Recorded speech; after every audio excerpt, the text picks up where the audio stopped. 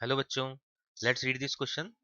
It says that in an unbiased PN junction hole diffuse from the P region to N region because four options यहाँ पर given है. Karnataka NEET 2013 में ये question पूछा गया था. इस क्वेश्चन को सॉल्व करने के लिए जो हमारा की कॉन्सेप्ट होगा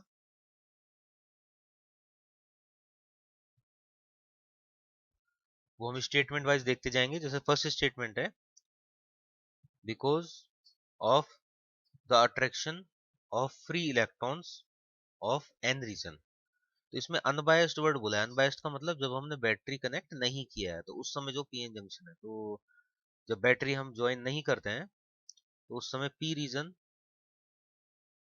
और एन रीजन का हम प्रॉपर्टी देख लेते हैं. पी रीजन में यहाँ पर जो आयंस होते हैं वो नेगेटिव आयंस होते हैं और पी रीजन में मेजोरिटी होल्स की होती है और माइनॉरिटी इलेक्ट्रॉन्स की होती है.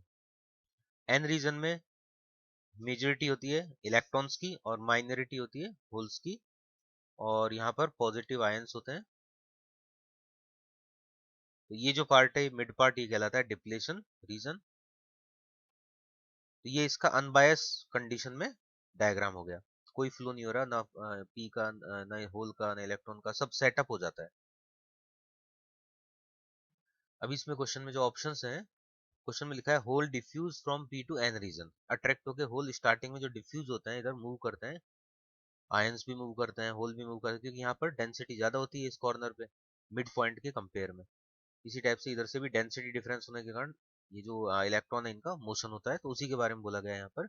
Whole diffuses from P region to N region because first option है the attraction of free electron of N region. इसका कोई सिग्निफिकेंस नहीं है.